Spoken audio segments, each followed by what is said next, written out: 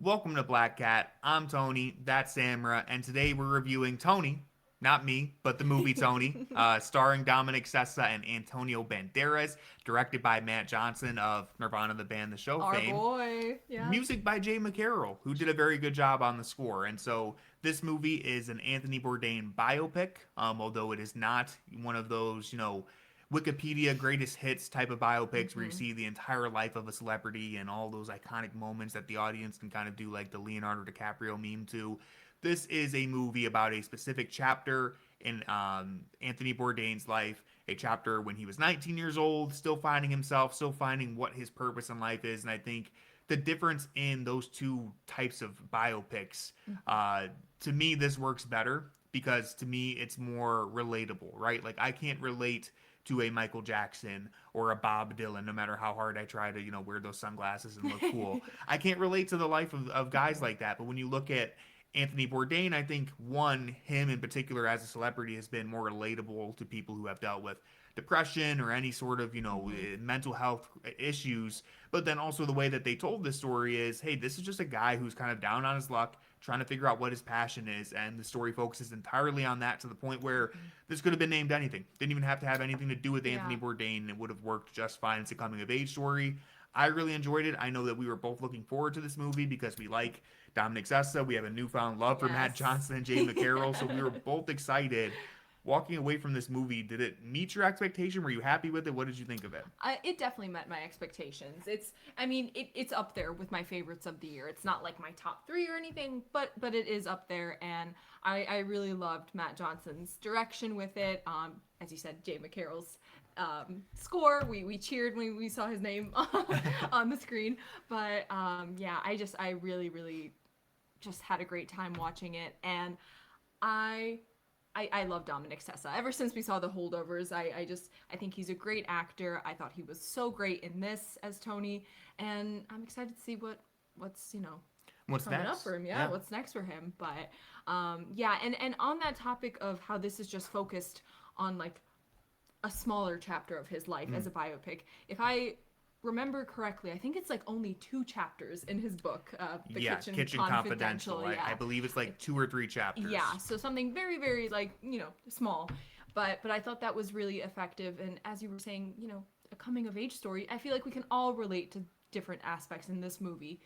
We all didn't go to to Providence, Yeah. we all didn't want to become a chef or anything, but just like even something as simple as like I know this was technically kind of on the fictional side, but in this movie, him pining for a girl, we can Mhm. all relate to that throughout our lives. So I really liked it.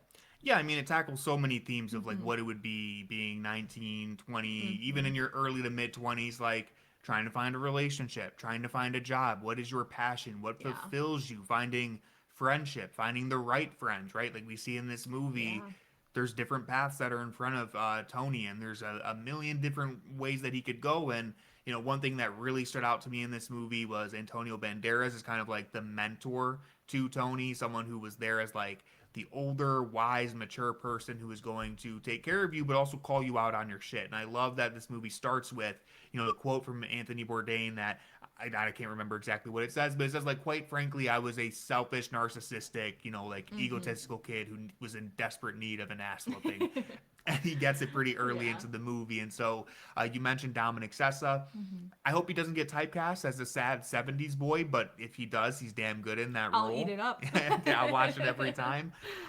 Just the setting of this movie in the 70s, too, I think adds a certain flavor to it that you wouldn't get from a modern version of this story. We mentioned this right after we saw it, where it's like, man, imagine you could just get up, leave your job, leave your life at home, go to Mm-hmm. a random town in America and just be like, hey, I need a job. And someone's like, sure, you can sleep on my hammock and just work at my kitchen. Right.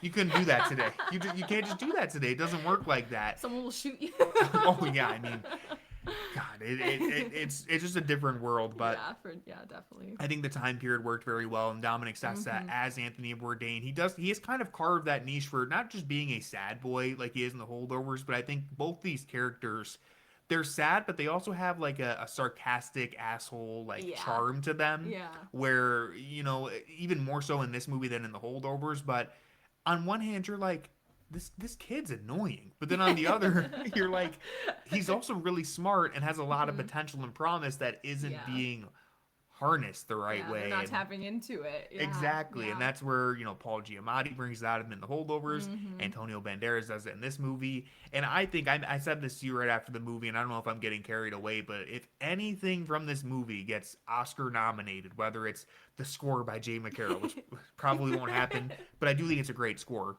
jokes aside. Yeah. I think Antonio Banderas deserves consideration for Best Supporting Actor. For sure. For sure. Mm-hmm. Nails the sympathy and the sympathetic role of just being, again, like that nurturing mentor who's also going to be cold, hard truth with you and quite literally dump water on your head over and over again. Mm-hmm. Very wise, too, throughout the whole movie. Just such a strong presence. I also have to mention, I really thought that Leo Woodall, I believe that's how you pronounce his name. I thought he did. Sal. Yes, he did a great job as Sal, and which we find out. Yeah, of course, technically there wasn't one Sal in Anthony Bourdain's life that's mentioned in the book. It's just the culmination of different people that he came across in his life. But Leo, I thought, just knocked it out of the park. I thought he really did a great job. He was magnetic to me on screen, despite how much of, honestly, a pretty vile person he proves to be. I couldn't get enough of him on screen, and I think one of the strengths of this film is showing you characters like Sal or Tony or whoever it may be, and just presenting them as they are, and allowing you, the audience, to just determine what you think of them. Because Sal, at the start, might seem like, oh, well, he's just kind of like a friendly dude to Tony. Okay, he's a little brash, he's a little selfish. Okay, that's a little weird. The more it goes on, he starts doing more and more questionable things. Yeah. And you can see being laid out in front of you, this is the path that Tony has in front of him versus the path of the chef, of Antonio Banderas' character, where it's this is what structure and conformity can bring you. Sal is what can, that bad boy edge that Tony has to him, that angst as a young person, this is the other way you can go. And I think you see both outcomes where, Sal, by the end of the movie, is catching lobsters and following the same path as the guy who came before him, whereas Tony realizes, I think I do want to be that chef. It's a lonely life. It's a life that hasn't worked out for him, and it's, the conformity and, when you're a teenager, you look at adults who work regular jobs, you're like, that sucks. I don't want to do that. But there's a structure to it that is important, and I think it brings out the best in you, and it brought out the best of Tony throughout this movie. And I think, all of those themes are really strong. It was a very good coming of age story. I want to shout out Matt Johnson, because I thought his direction, not only just literally the shots of the movie, but even, presumably reworking the script. We've seen an unofficial, I don't know if this was confirmed, but a version of the script that had a lot of corny, cringy dialogue that was not in the movie. It definitely had more of Matt Johnson's flavor to it, I would say, a little bit of a spin in terms of he just has that zaniness to the way that he writes. And there were sequences in this movie, montages, that felt very Matt Johnson and Stavi, I got a shout out to. Oh, Stavi, yes. Fantastic in this very small, comedic role. I've enjoyed him in both movies I've seen him in so far. And if you want to just cast him as the funny friend who shows up every once in a while in any movie, I'm here for it. Just He's gonna kill it. Keep giving him work. But I thought the cast was really strong, and I thought Matt Johnson brought out the best of this story to me. Even though it's formulaic, I thought Matt Johnson, again, just nailed that cliche of this is a coming of age story almost by the numbers, but there's, zigs and zags that are there in terms of how the characters are portrayed in terms of their morality. I mean, again, with Sal, with Tony, with Antonio Banderas, it's up to you to decide what you think. And I think that made it really stand out as a strong coming of age story. Yeah. Shout out Matt Johnson. Really. Yeah. Looking forward again with him too, to see what's next. We have to catch up on our other Matt Johnson movies, but I thought he did a great job with this one. And you can tell he's very, with all the interviews and everything, he's just been having a good blast making this movie for sure.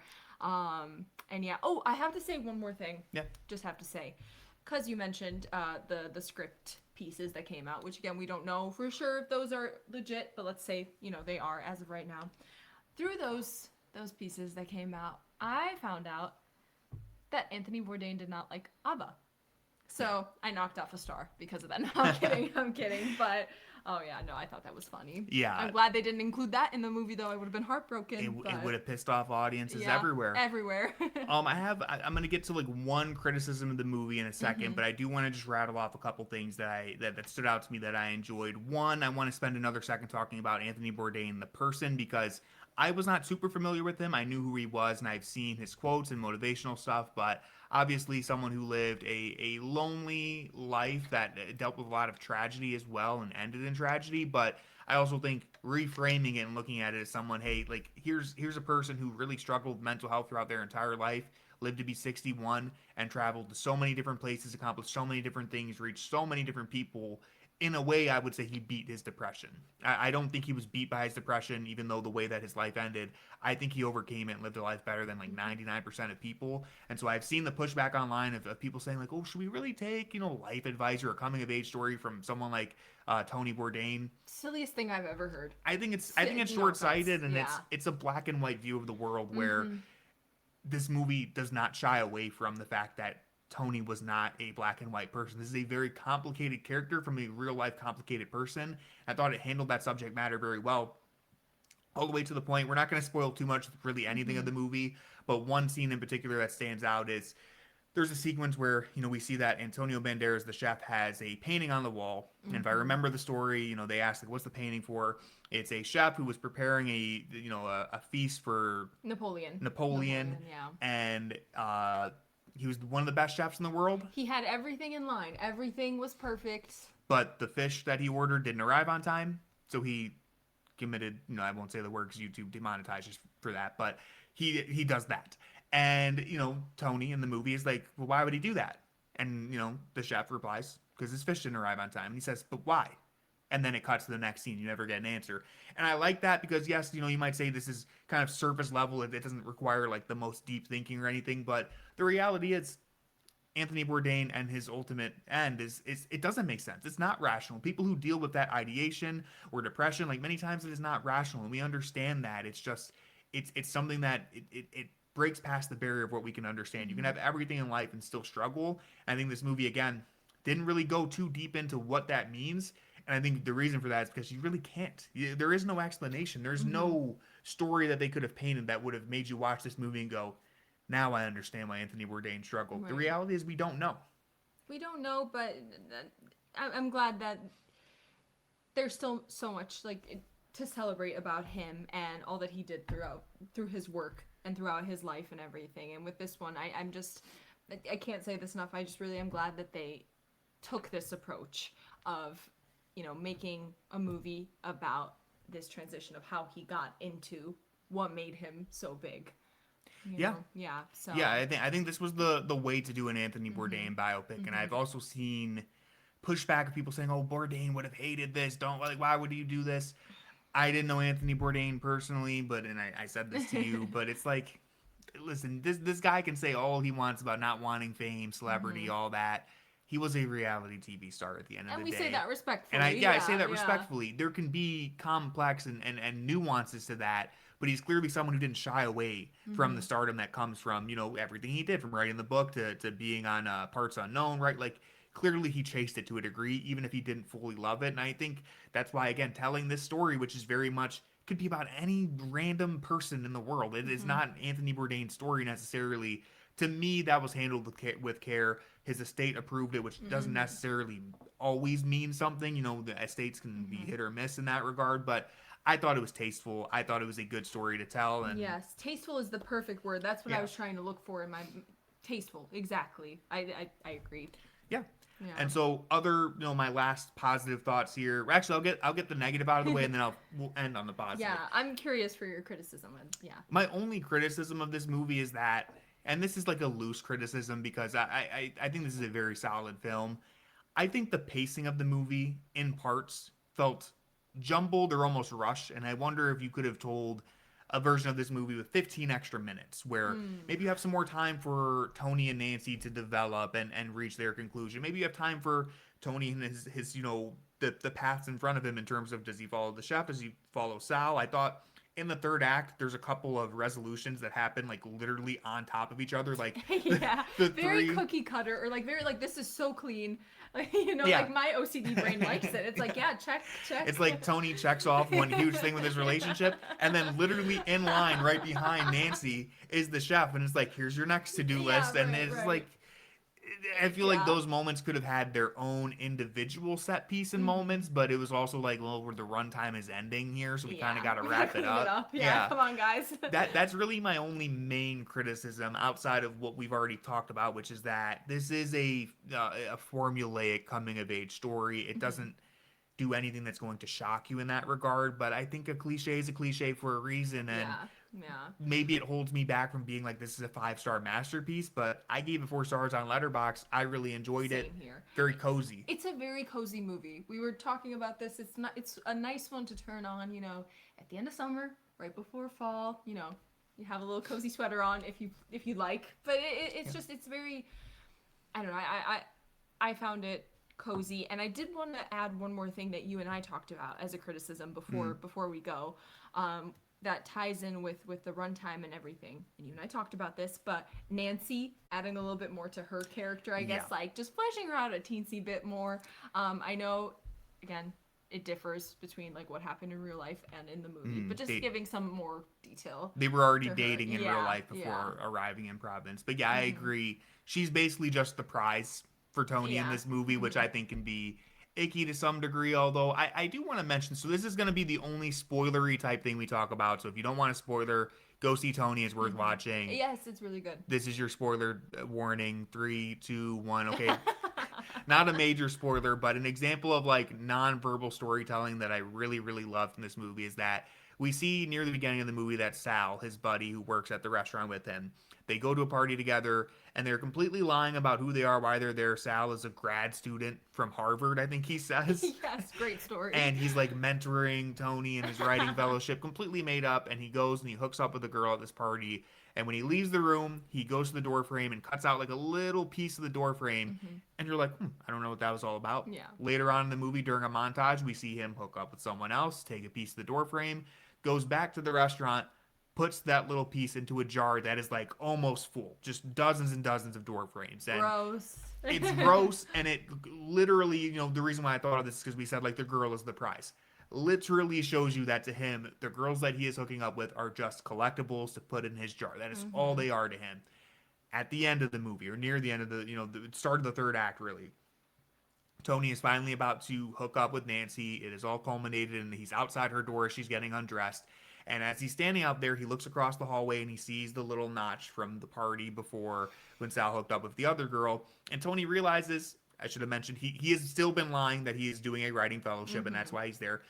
Tony realizes that he's doing the same exact thing that Sal is. He is lying to sleep with someone, and he understands that I cannot be that person. I cannot go through with this, so he chooses not to. And again, is any of that said directly to your face? No. If you are a smart movie watcher, you noticed it, and I'm not like blowing your mind or anything, but those are great examples of nonverbal storytelling that I thought this movie was just full of little, build-ups and payoffs like that. And that was the biggest one to me, but I absolutely loved it, and I think it has the theme and the core message of this movie right there in front of you. If it's Tony or if it's anyone dealing with struggles and doesn't know where they're supposed to go in life, those decisions, those crossroads that you have to choose from, that's what this movie's all about, and I found it really enjoyable.